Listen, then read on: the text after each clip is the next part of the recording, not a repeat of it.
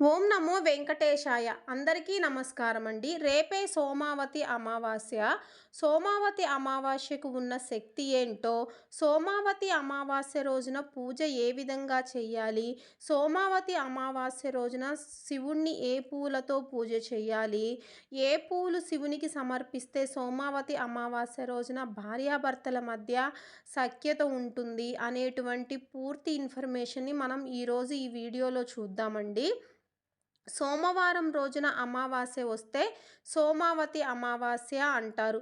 సోమావతి అమావాస్య చాలా శక్తివంతమైనది అని కాశీఖండంలో చెప్పారు.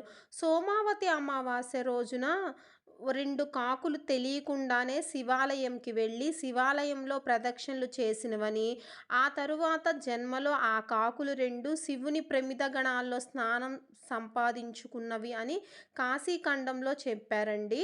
ఆ 2 కాకులే తెలియకుండా స్వామివారి చుట్టూ అంటే శివాలయం చుట్టూ ప్రదక్షిణలు చేసి శివుని ప్రమిద గణాల్లో స్నానం సంపాదించుకున్నవి అంటే, మనం స్వామివారికి రేపు ఏ విధంగా అంటే సోమావతి అమావాస్య రోజున మనము పూజ చేస్తే మనం ఎంతటి శక్తివంతమైనటువంటి శివుని అనుగ్రహం పొందగలమో తెలుసుకోండి మీరే. కాబట్టి తప్పకుండా రేపైతే గనక అందరూ శివాలయానికి వెళ్ళి స్వామివారి గుడి చుట్టూ ప్రదక్షిణలు చేసి శివుణ్ణి దర్శించుకొని గోత్రనామాలతో స్వామివారికి దగ్గర పూజ చేయించుకోవాలి. అదేవిధంగా ఈరోజు స్త్రీలందరూ సోమవార వ్రతం అని కూడా చేస్తారండి. దాని గురించి కూడా మనం ఈ వీడియోలో తెలుసుకుందాము. ముందుగా అయితే గనక సోమావతి అమావాస్య రేపే అని చెప్పుకుందాం కదా. రేపు తెల్లవారుజామున అంటే సూర్యోదయానికంటే ముందే నిద్రలెగిచి స్నానం చేసి ఇల్లు వాకిలి శుభ్రం చేసుకొని వాకిలి ముందు ముగ్గు పెట్టి స్నానం చేసిన తరువాత పూజ గదిని మొత్తం కూడా శుభ్రం చేసుకోండి. ఆ తర్వాత మీ ఇంట్లో కనుక శివలింగం ఉంటే శివలింగానికి పూజ చేయండి. ఒకవేళ శివలింగం లేకపోతే గనక శివుడు పార్వతి ఫోటో ఉన్నా చాలండి. ఒకవేళ మీ ఇంట్లో శివలింగం ఉన్నట్లయితే గనక శివలింగాన్ని పంచామృతాలతో అభిషేకం చెయ్యాలి. ఎవరైతే సోమావతి అమావాస్య రోజు శివలింగాన్ని పంచామృతాలతో అభిషేకం చేస్తారో వారికి శత్రుబాధలు, అనారోగ్య సమస్యలు, దరిద్ర బాధలు తొలగిపోతాయని శివపురాణంలో చెప్పారు. ఒకవేళ శివలింగం ఇంట్లో లేకపోతే పార్వతీ పరమేశ్వరుల పటానికైనా పూజ చేసుకోవచ్చు.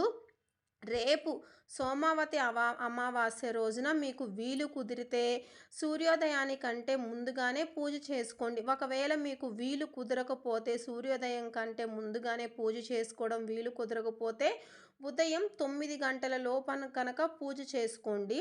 మన ఇంట్లో శివలింగం ఉంటే శివలింగం లేకపోతే గనక పార్వతీ పరమేశ్వరుల ఫోటోని కానీ శుభ్రం చేసుకొని గంధం కుంకుమ బొట్టు పెట్టి పటానికి తరువాత దీపారాధన చేసి ఆవు నెయ్యి ఉంటే ఆవు నెయ్యితో దీపారాధన చేసుకోవాలి. ఆవు నెయ్యి లేకపోయినా సరే నువ్వుల నూనెతో దీపారాధన చేసుకొని దీపానికి ఎప్పుడైనా సరే దీపారాధన చేసిన తర్వాత దీపానికి కుంకుమ బొట్టు పెట్టాలి. కుంకుమ బొట్లు పెట్టి దీపానికి పుష్పం సమర్పించాలి. సమర్పించిన తరువాత మనం ఏ పూజ చేయాలన్నా సరే మొదటిగా మహాగణపతికి పూజ చేయాలి. ఆ మహాగణపతికి ఫోటో ఉంటుంది కదా మన దగ్గర మహాగణపతిది. ఆ మహాగణపతికి దగ్గర గనక పూజ చేసుకొనే తర్వాత మనం ఏ దేవుడి పూజ చేయాలన్నా ఆ దేవుని పూజ చేయాలి. మహాగణపతికి పూజించి తర్వాత శివునికి పూజ చేయాలి. మీ దగ్గర గనక తుమ్మి పూలు అని ఉంటాయండి చిన్న చిన్నగా. ఆ పూలు దొరికితే ఆ పూలు దొరకకపోతే తెల్ల జిల్లెడు పూలు ఉంటే ఆ తెల్ల జిల్లెడు పూలతో స్వామివారిని పూజ చేయాలి.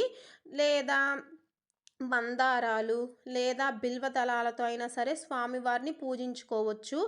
రేపు మీకు వీలైతే తెల్ల జిల్లేడు పూలమాల ఒకటి సోమావతి అమావాస్య రోజున దగ్గరలో ఉన్న శివాలయంలో ఆ శివయ్యకు సమర్పిస్తే కనుక భార్యాభర్తల మధ్య ఏ గొడవలు ఉన్నా సరే ఆ గొడవలు అన్నీ పోయి భార్యాభర్తల మధ్య అన్యోన్యం పెరుగుతుంది. అదేవిధంగా భర్తకు అకాల మృత్యుదోషం కూడా తొలగిపోతుంది.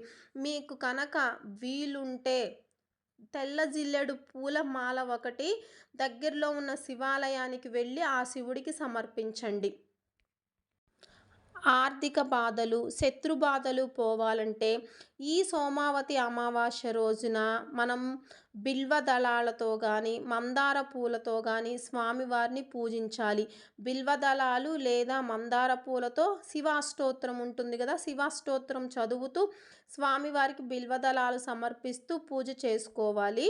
స్వామివారికి అటుకులు, బెల్లం నైవేద్యంగా సమర్పించాలి. లేదా అరటి పండ్లైనా సరే స్వామివారికి నైవేద్యంగా సమర్పించవచ్చు. సోమావతి అమావాస్య రోజున మృత్యుంజయ మంత్రం 21 సార్లు చదవాలి. అదేవిధంగా లింగాష్టకం, బిల్వాష్టకం కూడా చదువుకోవాలి. మీకు వీలైతే గనక ఉపవాసం కూడా ఉండవచ్చు. ధూప దీప నైవేద్యాలతో స్వామివారిని పూజించి స్వామి దగ్గర మీ కోరిక చెప్పుకోండి. ఈరోజు మీకు కుదిరితే కనుక నేను ఇంతకు ముందు చెప్పాను కదా, దేవాలయంకి వెళ్ళండి. వెళ్ళి 21 ప్రదక్షిణలు చేయండి. 21 వీలు లేకపోతే 11 లేదా 5 ప్రదక్షిణలు లేదా కనీసం 3 ప్రదక్షిణలైనా సరే సోమావతి అమావాస్య రోజున శివాలయంలో ప్రదక్షిణ చేసి స్వామివారిని దర్శిస్తే విశేషమైన ఫలితం ఉంటుంది. నేను ఇంతకు ముందు ఒక కథ చెప్పాను కదా, 2 కాకులు వాటికి తెలియకుండానే సోమావతి అమావాస్య రోజు శివాలయంకి వెళ్ళి 2 ప్రదక్షిణలు చేస్తేనే స్వామివారి ప్రమిద గణాల్లో స్థానం సంపాదించుకున్నవి.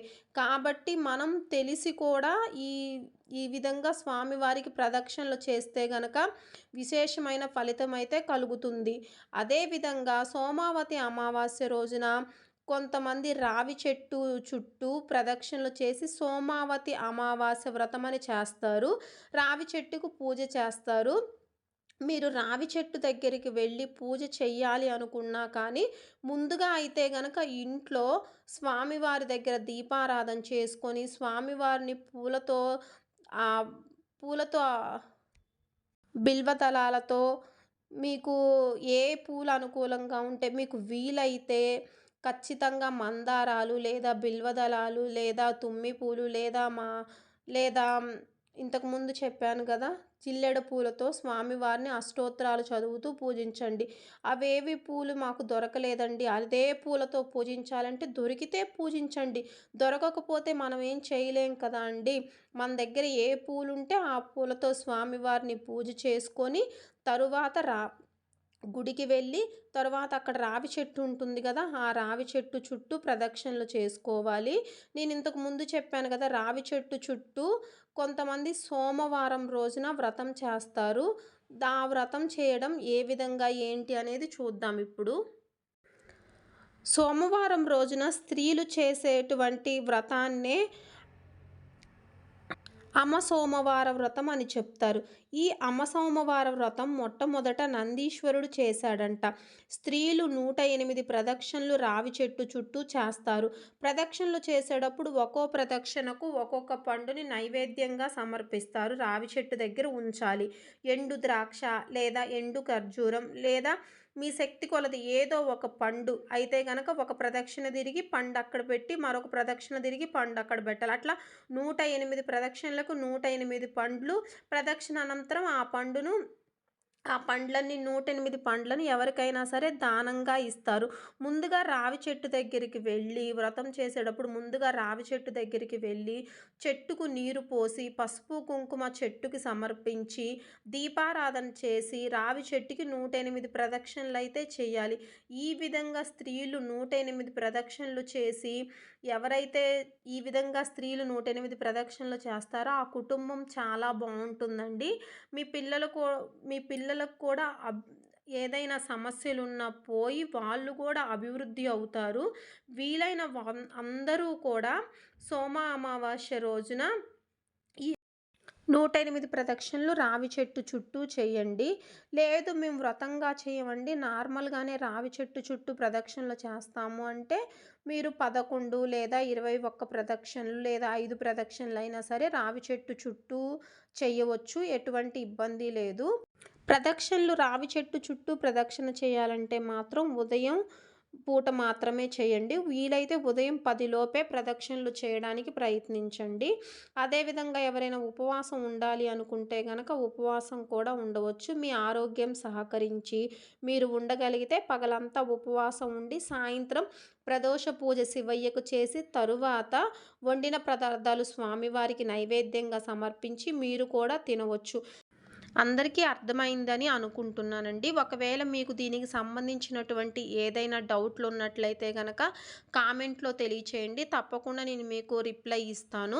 ఈ వీడియో నచ్చితే గనక లైక్ చేయండి. అదేవిధంగా నా ఛానల్‌నైతే సబ్స్క్రైబ్ చేసుకోండి. మీకు సబ్స్క్రైబ్ చేసుకోవడం వల్ల ఏ రోజు ఏ పూజ చేసుకోవాలి, ఏ రోజు ఏ దేవునికి ఏ నైవేద్యం సమర్పించాలి, ప్రత్యేకమైనటువంటి పూజలు ఏ విధంగా చేయాలనేటువంటి ఇన్ఫర్మేషన్ అయితే మీకు తెలుస్తుందండి.